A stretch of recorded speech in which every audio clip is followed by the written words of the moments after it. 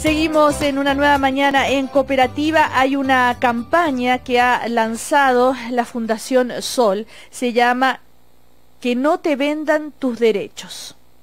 Bueno, uno podría preguntarse de qué están hablando, de qué derechos, por qué que no te los vendan. Es lo que le vamos a preguntar al investigador de la Fundación Sol, Marco Kremerman. ¿Cómo estás, Marco? Muy buenas tardes. Muy buenas tardes, Cecilia, muchas gracias. ¿Por qué? Esto, la pregunta inmediata, rápido, concreto. ¿Qué es esto que no te vendan tus derechos? A ver, de manera muy sencilla,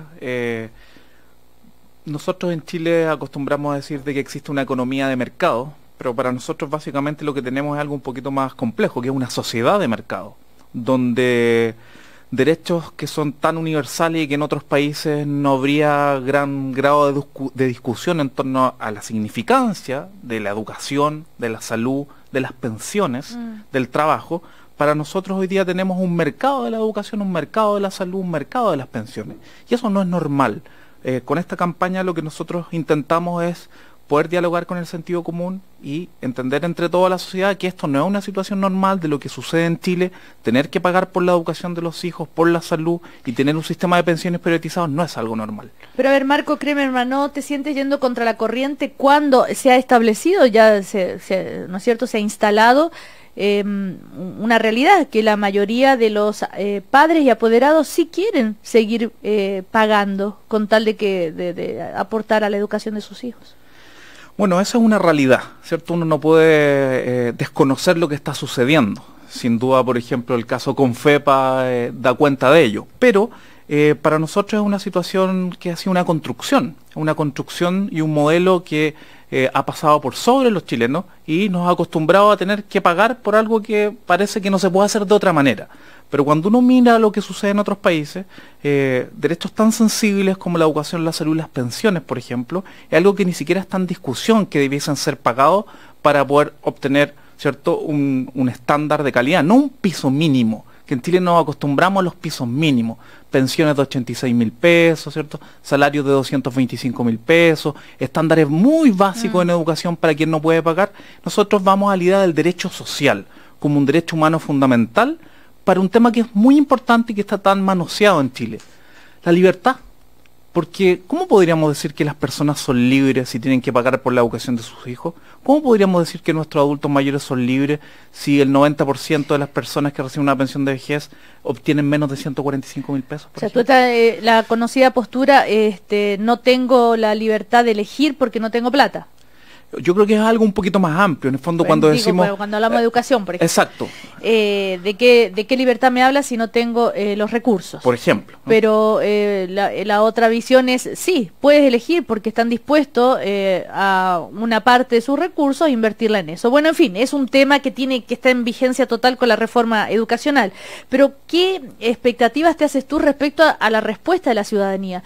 Porque uno podría preguntarse, toda esa gente que marchó pidiendo una educación gratuita, ¿no es cierto?, de calidad, en fin, y que generó ese movimiento social y político después, y que se transforma en esta promesa y en esto lo que estamos viviendo ahora, la reforma educacional. ¿Dónde está ahora? ¿Por qué no está en la calle? ¿Por qué no está movilizada para apoyar cuando ven que la reforma educacional tiene algunos traspiés o dificultades? ¿Qué esperas tú de esta campaña? A ver, yo creo que en el país en general estamos pasando por un momento complejo porque hay anuncios y promesas de cambios y eso a veces genera cierta inmovilidad, se está esperando qué puede suceder en relación a esto y lo que nosotros esperamos de esta campaña es abrir más el debate, ¿cierto? No estar en esta discusión pequeña de si vamos a tener que pagar 10.000 o 20.000 pesos, si se va a cerrar un colegio o no, cuando no tenemos todos los antecedentes para poder establecer ese tipo de conclusiones, sino pensar en el tipo de sociedad que podríamos vislumbrar para los próximos años. Exactamente. En el fondo, ¿de qué manera queremos vivir los chilenos? ¿Hemos podido decidir en torno a eso, por ejemplo? En cuanto, supongamos, uno ingresa, que no te vendan tus derechos.cl, ¿y qué van a hacer ustedes con las reacciones? ¿Cómo se va a medir el grado de adhesión? ¿Y cómo se va a canalizar? A ver, eso es muy interesante porque nosotros hasta el momento llevamos una campaña aproximadamente 2 semanas, hemos tenido una respuesta bien interesante y un poco distinta a lo que pensábamos. hemos hecho cosas a un nivel quizás distinto. Por ejemplo, volanteos en la calle, algunas charlas en la calle sobre estos derechos sociales, y las personas empiezan a interesarse, empiezan a preguntar, y no solo a preguntar y a quejarse, sino cómo nos podemos organizar para dar vuelta a esta situación. ¿Y qué les dicen ustedes? Que nos organicemos, ¿cierto? Que con sus organizaciones sindicales, sociales, o que formen sus organizaciones, y ellos empiezan a ser protagonistas y empiezan a pedir material para hacer sus propias charlas, sus propios análisis en sus barrios, en sus territorios, en sus organizaciones. Y eso está sucediendo. Por ejemplo, ayer sucedió en Temuco, sucedió en Concepción, en Talcahuano, en Valparaíso. Hoy día va a suceder algo en el Paseo Humá a las 6 de la tarde. ¿Qué va a suceder? Va a haber un volanteo, va a haber un análisis en la calle. Entonces, a nosotros nos parece que esta democracia que también nos dicen que tenemos, hay que hacerla activa, ¿cierto? Y eso significa que las personas participen y construyan el modelo de sociedad que queremos todos tener. Entre uno de los antecedentes que tienen ustedes en esta campaña y sobre este modelo, mencionan este informe de los ultra ricos en Chile. La cifra es de... ¿a qué se refiere con esto de los ultra ricos? Que reveló que Chile tiene... Son las personas que tienen patrimonio mayor a 30 millones de dólares. Claro, pero el porcentaje para el país que es Chile es el más alto comparado con otros. Lo que ha sucedido es que la tasa de crecimiento del patrimonio de los ultra ricos en Chile ha sido el mayor porcentaje que se conoce, por ejemplo, en América Latina. Aumentó un 15,4% en plena desaceleración, se supone, en Chile. O sea, ¿no? ¿Aumentó la cantidad de personas ultra ricas o aumentó la cantidad de riqueza de esas personas? La cantidad de riqueza de esas personas. Pero siguen siendo esos poquitos. Exactamente. Y justamente, bueno, está eso, está la educación. El aplazamiento del informe de la Comisión Bravo les preocupa también sobre el tema de las pensiones, y son todos derechos sociales, como dicen ustedes.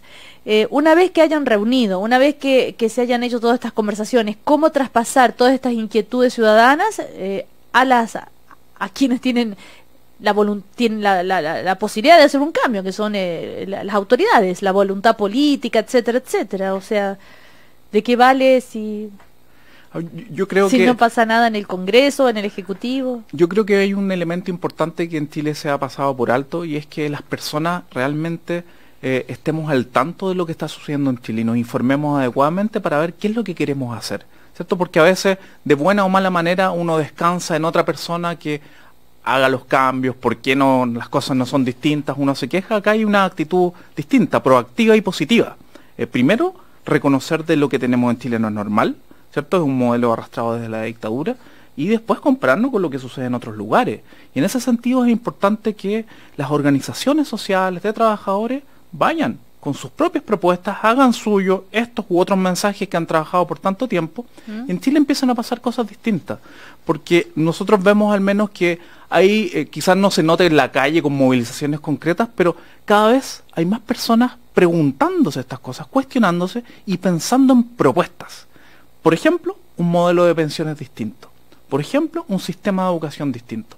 Y eso al menos da pie que, no ahora, pero para el próximo tiempo, exista al menos una masa crítica distinta. Bueno, de eso se trata esta campaña, la Fundación Sol, entonces, que se llama Que no te vendan tus derechos.cl. Simplemente hay que ingresar ahí a quienes les interese. Así es. Que no te vendan tus derechos.cl. Gracias al investigador de la Fundación Sol, Marco Kremerman, por conversar con nosotros. Que les vaya muy bien. Algo muy pequeñito, te dejo de regalo un diario, una revista que está también en la página web, y una chapita de la campaña. Acá ya está. Educación, salud, trabajo, pensiones. Se llama ¿Qué sucede? Y está de todo. En Chile uno vive de préstamos o con la plata del mes siguiente. Son algunas de las declaraciones de los entrevistados en este número. Muchas gracias, Marcos. Que te vaya muy bien. A ti. Muchas gracias. Ya vienen las noticias del Diario de Cooperativa. Nosotros nos encontramos mañana a partir de las 9. Chau, chau.